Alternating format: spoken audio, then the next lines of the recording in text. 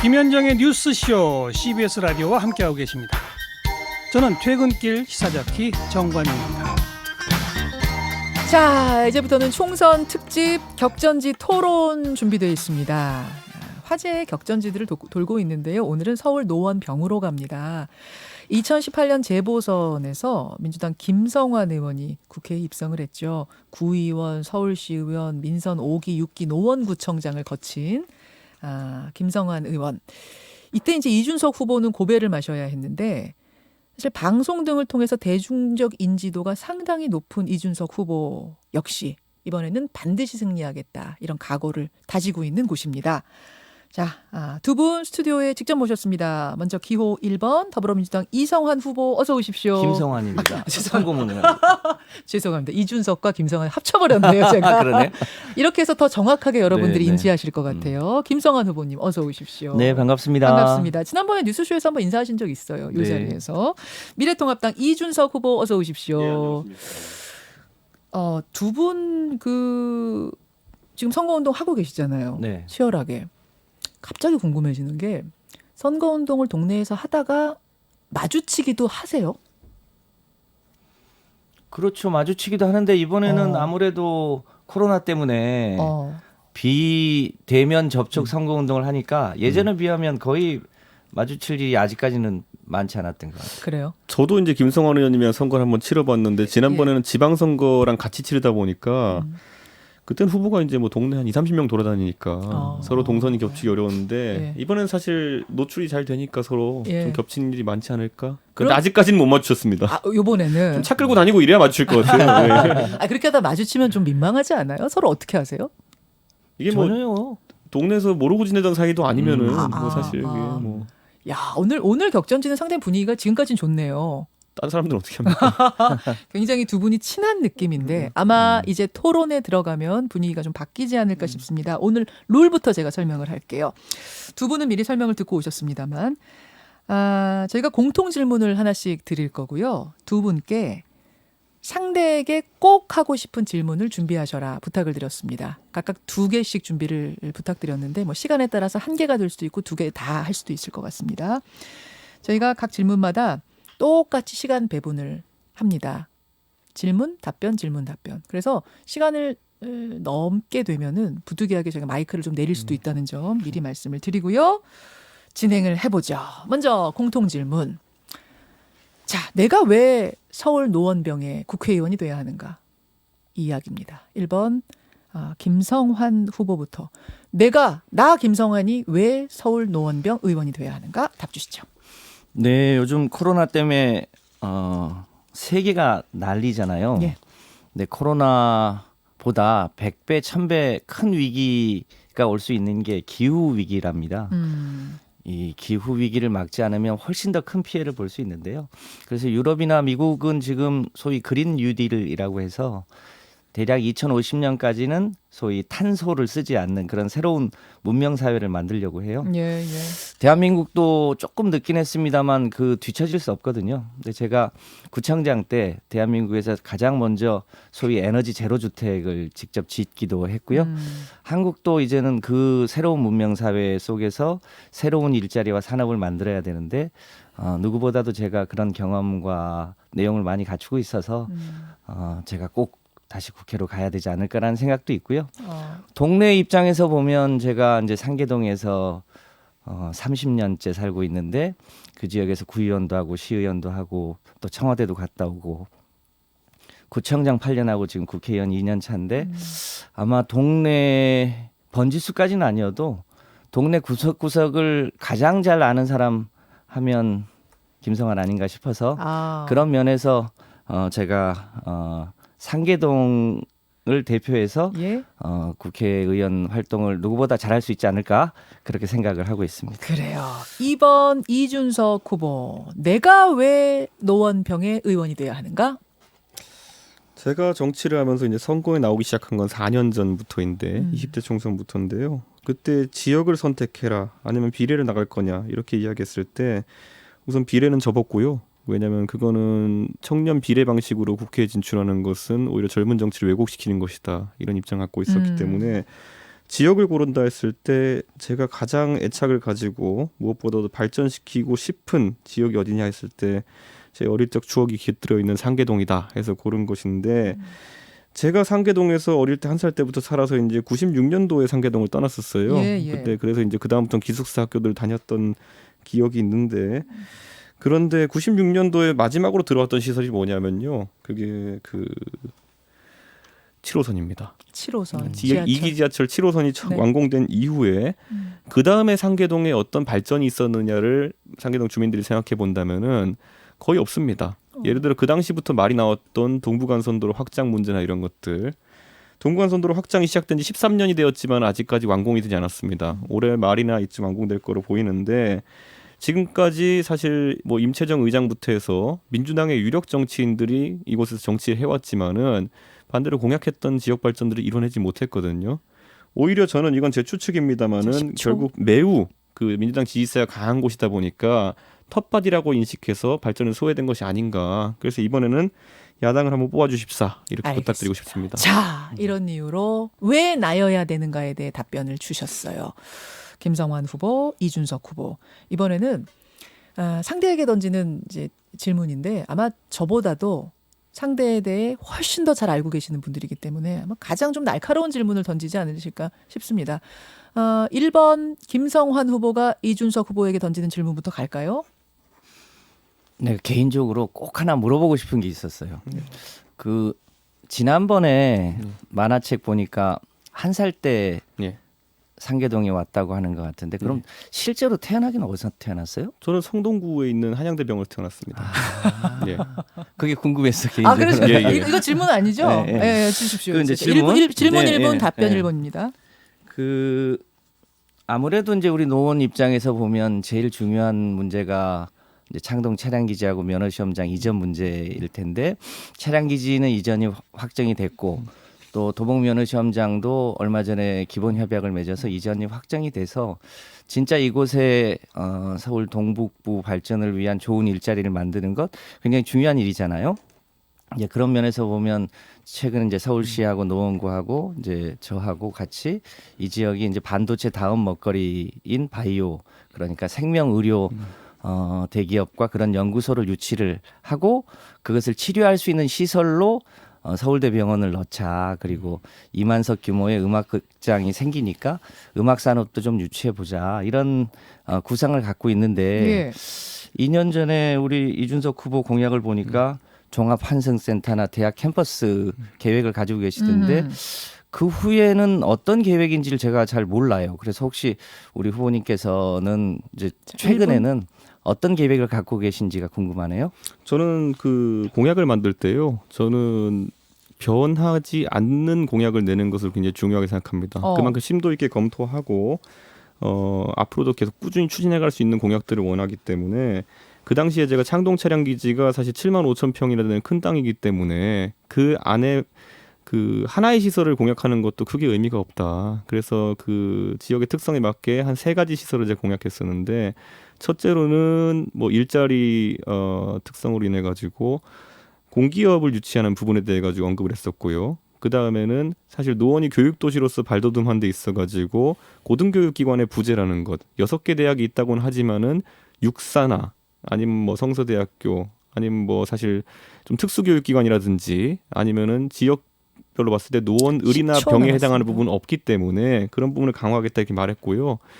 저는 오히려 되묻고 싶은 것이 지금 창동 차량 기지의 김성환 후보께서는 지난번에 그 화장품 산업단지 한다 하셨거든요. 근데 지금 와서 2년 만에 또 바뀌어가지고 지금은 또 바이오메디컬 하겠다 하시는데 그때도 8만 개 일자리, 지금도 8만 개 일자리예요. 뭐 8만 개 숫자는 고정된 것 같고 뭘 하든지 간에. 근데 왜 화장품 하시겠다 갑자기 2년 뒤에 메디컬 하겠다 하시는 건지 궁금합니다.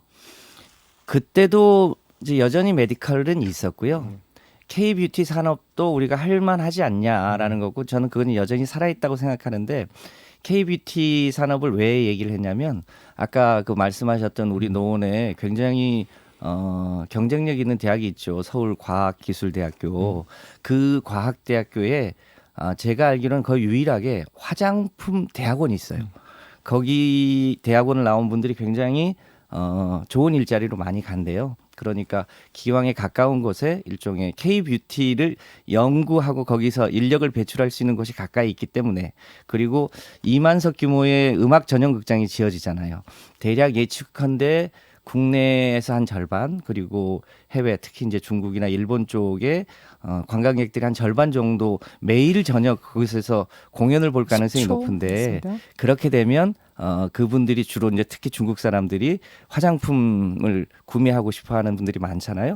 그런 의미에서 K-뷰티 산업도 여전히 저는 여러 요소 중에 여전히 배치해야 될 산업군으로 생각하고 있어요. 마지막 답변 기회가 될 것 K-뷰티 같습니다. 연구단지입니까? K-뷰티 유통단지입니까? 아니면 K-뷰티 생산단지입니까? 왜냐하면은 우리가 어떤 시설을 유치하겠다라고 했을 때는 상계동에서 그걸 유치하고 싶다 이전에 그 산업이 상계동에서 어떤 경쟁력이 있느냐를 이야기해야 되는데 방금 얘기하신 거는 그냥 백화점 지으면 해결되는 문제거든요. 그러니까 판매에 대한 부분을 바라보고 계신 것 같은데 저는 그 비교 우위가 어디서 나온지 굉장히 궁금하고 왜냐하면 이걸 맞추지 못하면요. 창동 차량기지는 노원구에 남은 마지막 기회라고 많은 주민들이 이야기하시는데 자 예전에 청계천에 있던 공구상사 뜯어가지고 송파구에 탄천변으로 옮기자.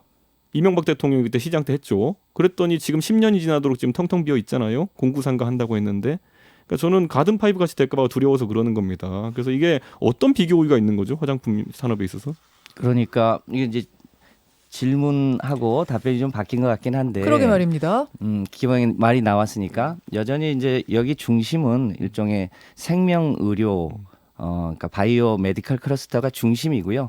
KBT 얘기가 나와서 그런데 한국의 여러 연구 분야가 집적이 되고 있어요. 그런데 이 화장품 R&D 산업은 수도권에 집적이 안 되어 있어요. 대한민국의 특성상 소위 고급 연구 인력은 이 경기도 아래쪽으로 내려가는 걸 굉장히 어려워하고 있거든요. 그래서 화장품 공장은 국내로 치면 5성에 있거나 혹은 이제 해외로 나가 있는데 예. 화장품을 연구하고 실험하는 곳은 수도권 근처에 있어요. 근데 이게 흩어져 있거든요. 예. 이제 그런 면에서 이 화장품을 연구하는 R&D 단지가 이쪽으로 오는 건 의미가 있고 또 일종의 이제 아무래도 상업 지역이 만들어지면 쇼핑몰도 만들어질 거 아닙니까?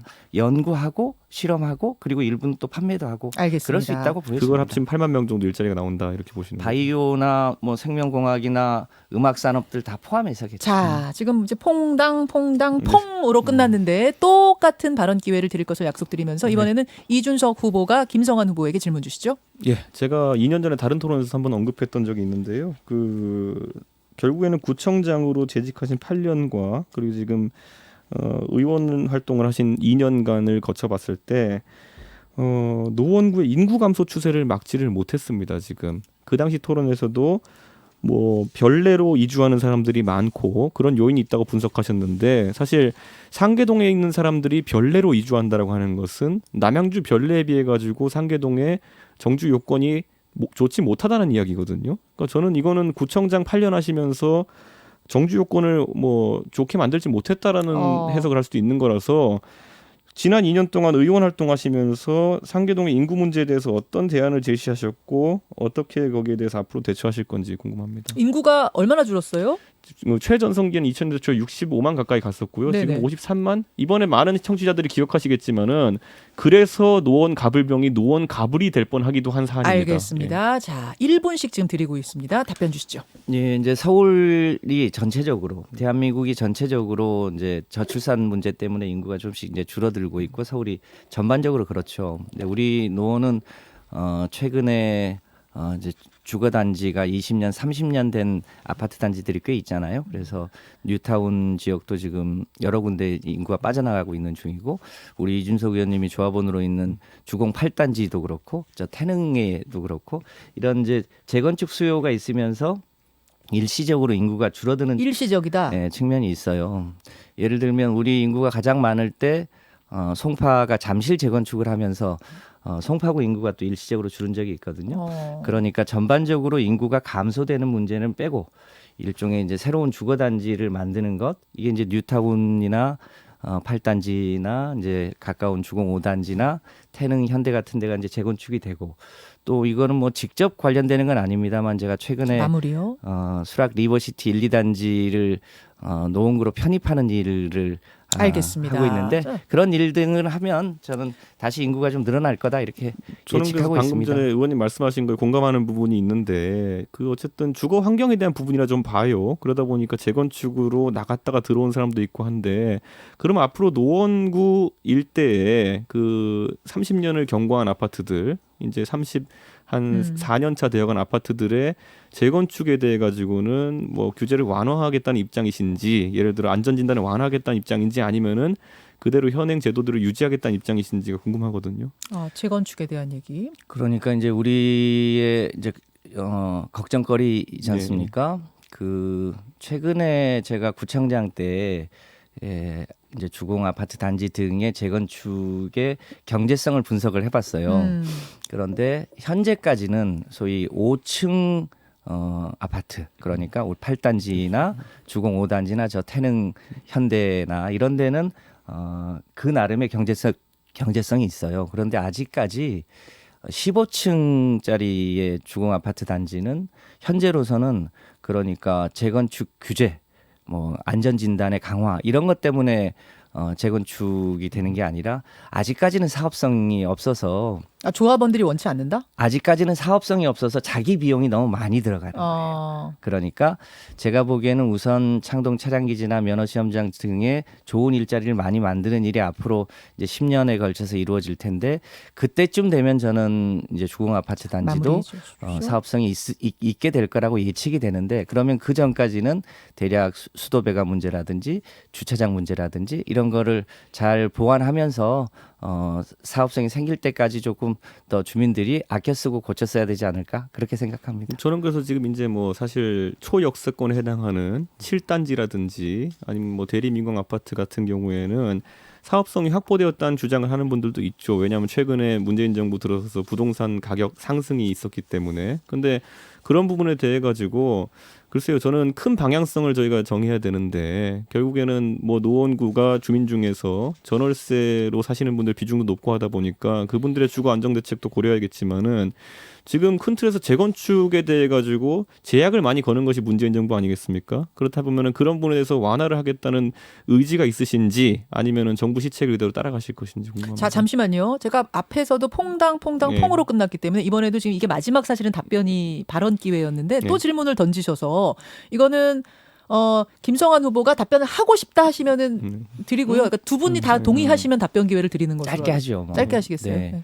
지금 재건축 문제는 규제 때문에 재건축이 안 되는 게 실제로 아니거든요. 또 이게 일종의 하나의 개인 재산이기도 하지만 또 공유재적 성격을 가지고 있어서 튼튼하게 지어진 것을 일부러 부실 필요는 없어요. 8단지 같은 경우는 실제로 부실했거든요. 그러니까 그런 건 빨리 주거환경 개선을 하는 게 맞고요. 제가 보기에는 이제 지금 주공 아파트 단지보다는 상계 2동이나 5동의 일반 주택 단지들을 먼저 재개발 재건축을 하고 그리고 좀 지나서 주공 아파트 단지를 하는 게 맞다. 이렇게 생각합니다. 사실은 지금 저는 상계동을 모르거든요. 그래서 주공 아파트 무슨 아파트 얘기하는 거 하나도 모르겠어요. 사실은. 그러겠네요. 이게 동네형 정치인들을 그렇게 이렇게 그러게요. 상호 질문을 드렸는데 가장 날카로운 걸 주세요 했는데 아파트 얘기가 나올 줄은 제가 몰라서 지금 전국에서 들으시는 분들은 무슨 얘기인가 하실 수도 있겠습니다만 아마 이 지역에서는 가장 뜨거운 현안이 지금 이 현안인가 봅니다. 지금 노원병 여러분 만나고 계십니다. 이게 시간상 상호 질문을 한 번씩 넉넉하게 갈 시간은 안 나올 것 같아요. 그래서 이렇게 제안하겠습니다. 상호 질문 준비해 주신 걸 하시되 답변 한 번 하실 수 있습니다. 한 번. 자, 질문도 가장 날카롭게 던져주시고 가장 날카롭게 답변 주셔야 돼요. 아까 이렇게 갔었죠. 김성환 후보 가시는 게 맞겠네요. 김성환 그래요? 후보가 네. 이준석 후보께 하나. 네. 그 우리 이준석 후보님 요즘 이제 공약하시는 걸 보면 이제 4호선하고 7호선 급행화를 또 지역 문제 말고 하시는데 조금 전국적인 주제로 해주시면 더 좋을 것 같습니다. 같이 공감할 수 있게. 이게 이제 최근에 서울에서는요. 예. 일종의 이제 지하철의 지상 구간을 지하로 놓자고 하는 게 서울 전체에서 지금 얘기가 나오고 있거든요. 우리 이준석 후보도 4호선 이제 종점 구간에 지상으로 나오는 구간이 있어요. 이 지상으로 나오는 것을 지하화하자고 하는데 4호선, 7호선 급행화하면서 얘기하는 게 일종의 경제성이 2.0이 넘고 하나는 1.0이 넘으니까 경제성이 있다고 얘기하잖아요. 근데 4호선은 그때 인호군 구청장 시절에 조사를 해보니까 경제성이 0.2를 넘지를 않아요. 그런데 그 한쪽은 경제성이 있으니 빨리 하자고 하고 한쪽은 경제성이 없음에도 불구하고 주장을 하는 건 너무 좀 고무줄 같은 주장 아닌지 싶어서 우선 뭐 4호선의 어쨌든 지상 구간 같은 경우에는요. 지금 2호선도 지금 성수동 일대랑 신림동 일대, 그 신대방동 일대에 이제 지상 구간이 있잖아요.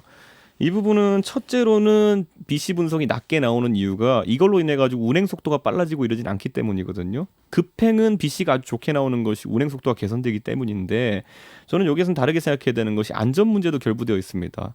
1기 지하철이 시공될 때 내진 설계가 제대로 안 되어 있는 구간이 많습니다. 그렇기 때문에 지금 4호선 지상철 구간 같은 경우에도 내진 보강을 했다고는 하지만은 지역 안전에 우려가 되는 부분이기 때문에 전 장기 거절을 검토해야 된다 이렇게 보고요.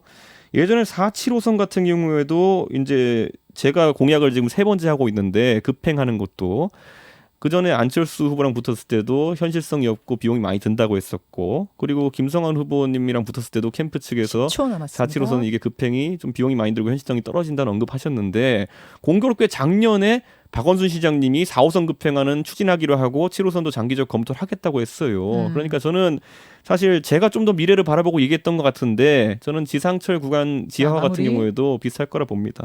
자, 뭐 예. 이번에는 이준석 후보가 김성환 후보에게 던지는 질문 그리고 답변 이렇게 한 번씩 드리죠. 뭐 어차피 시간이 얼마 안 남은 것 같으니까요. 네. 그냥 웃자는 질문으로 한번 아, 하자면 웃자는 질문 뭘까요? 웃자는 네. 질문? 김성환 그 후보님 같은 경우에는 이제 문재인 대통령과 인연이 각별하다라는 것을 주요 장점으로 이제 내세우시는데 제가 지난 선거 때 기억나는 것이 문재인 대통령과 악수하고 이렇게 웃는 사진을 이제 선거 사무실에 크게 걸어놓으셨는데 예. 외벽에 이번에는 아이러브 상계만 있고 문재인 대통령 사진이 없네요. 그냥 이건 진짜 뭐 공격하려는 게 아니라 웃자는 표현으로 진짜 궁금해서 사랑의 대상이 바뀐 것 같습니다. 자, 답변 주시죠. 문재인 대통령하고 여전히 제가 관계가 두텁고요. 문재인 대통령의 소위 국정 지지율이 여전히 50%가 넘어가고 있잖아요.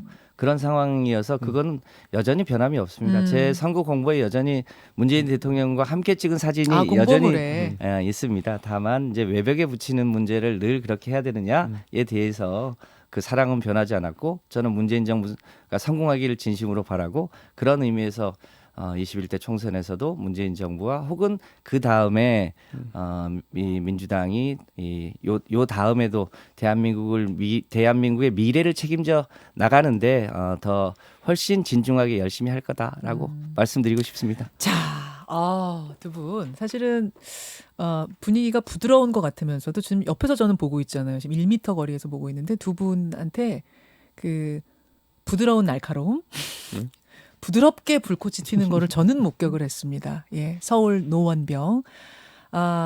지금 뭐 유권자들도 듣고 계실 거고 그 지역의 유권자도 듣고 계시겠지만 사실 국회의원은 우리가 입법을 해야 되는 분들이잖아요. 그러니까 지역 현안만 또 챙기는 게 아니라 나라 일 챙겨야 될 게 많은 분들이거든요. 전국의 국민들께 난 이런 사람, 이런 의원이 되고 싶다. 마지막 마무리 발언 30초씩 드리겠습니다.